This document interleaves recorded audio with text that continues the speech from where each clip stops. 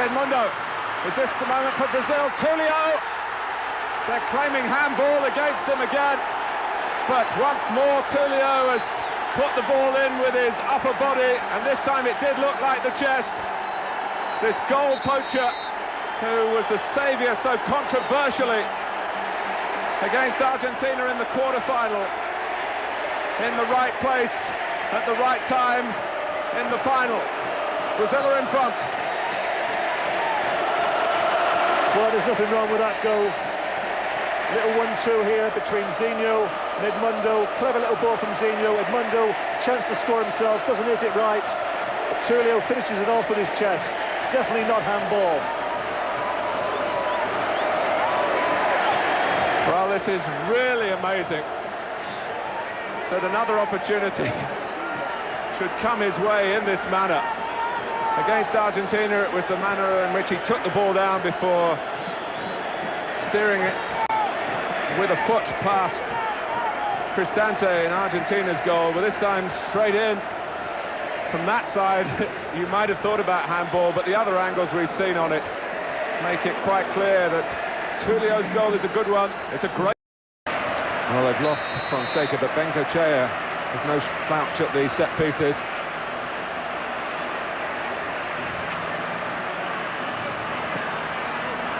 Oh! Taffarel shakes his head.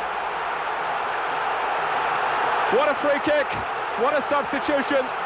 And Pablo Bengochea, the hero of the Copa America final 8 years ago, is a hero for Uruguay again here. Well, it was an excellent struck free kick, but you've got to question the goalkeeper. Just have a look at Taffarel. He thinks it's going wide, leaves it, and it goes into the back of the net. Once again, Taffarel has been found wanting. He was at fault for the 2 goals against Argentina. You've got to put blame on him for this goal. Look at the shock. The reaction of the goalkeeper as the ball bulges the net. And Bengochea brought on for the second half. It's a sensational effect by...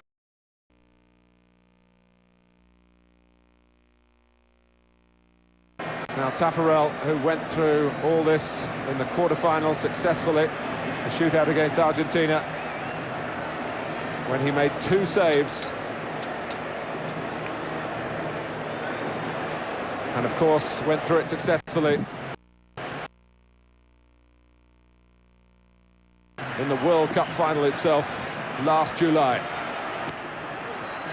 He's into the firing line first of all, and what an opponent. First to go for Uruguay, Enzo Francescoli, and he beats Taffarel to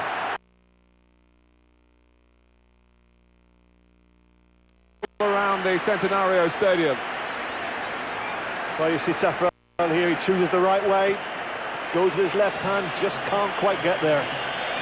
But he was so close to saving this opening penalty from Francescoli.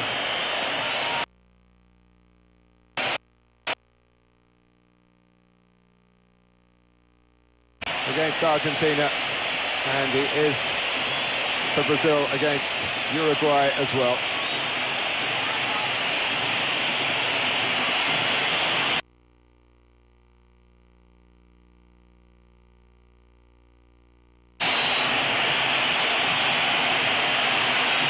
Well, he favoured the blasting technique last time around, and he drills it beyond Alves. Not particularly cleanly, but it's done the job, and it's 1-1. Well, as expected, Carlos has just blasted that ball as hard as he could, right down the centre of the goal. If Alves had stood there, I'm sure he would have saved it.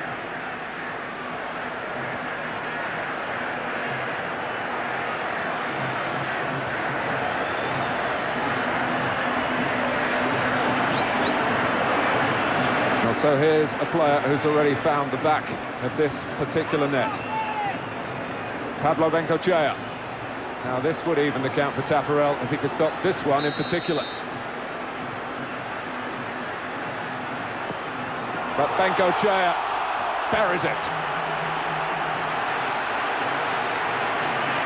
As we saw from the free kick, it goes to the keeper's right.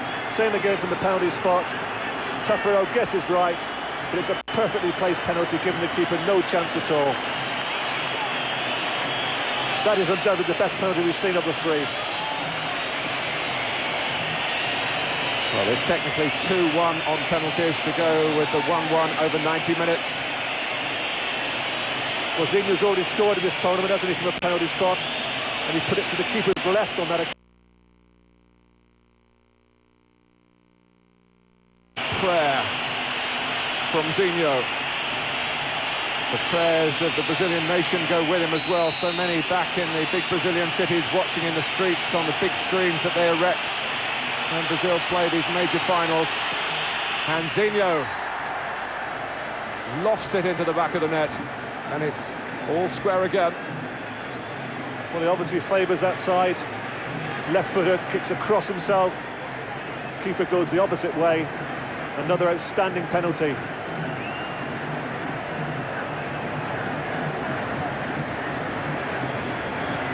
I can't remember exactly how many penalties we've seen in this competition, Martin, but the standard's been absolutely top class in these penalty shootouts. Well, Herrera, who's had a splendid tournament, as the main organiser at the back. Short approach, and again Taffarel went the right way, and again he was beaten. And it's 100% for Uruguay, 3 out of 3. Yes, it's very accurate from Herrera, but with a lot of power. Because it was hit so much power, it doesn't give Taffarel a chance to get there.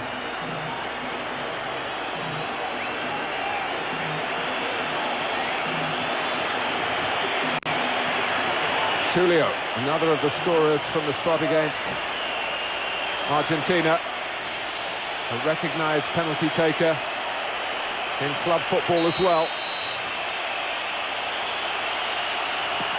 And it's saved by Alves!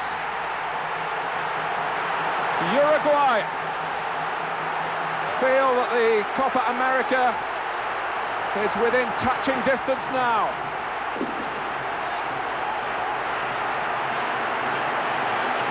Well, he elects to drive the ball. He's not angled enough. Alves guesses the right way. Pulls off the first save of this competition.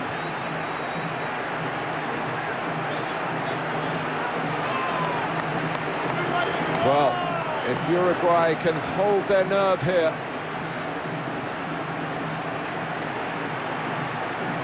how Brazil need Taffarel's expertise and agility.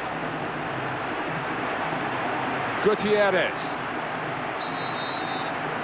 for Uruguay's 4th penalty and their 4th goal in the penalty shootout. 4-2 they lead.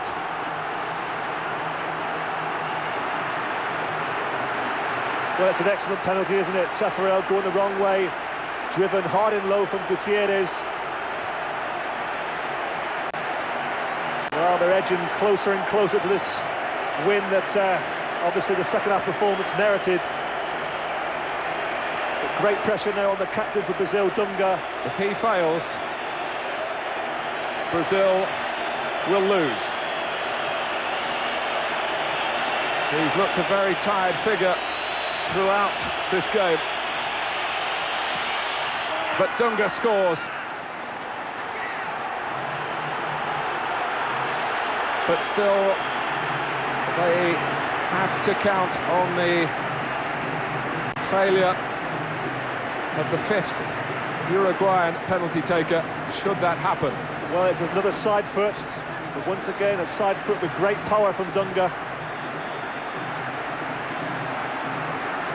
Well, history beckons for Sergio Martinez. The Copa America comes back to Uruguay. Their unbeaten home record, their unbelievable home record goes on. And Brazil, the world champions, have to bow in the South American Championship after a penalty shootout here. And still no nation has done this particular international double of World Cup and Copa America. 7 times this tournament has been staged in Uruguay. 7 times Uruguay have won it. And the fans here are in 7th heaven.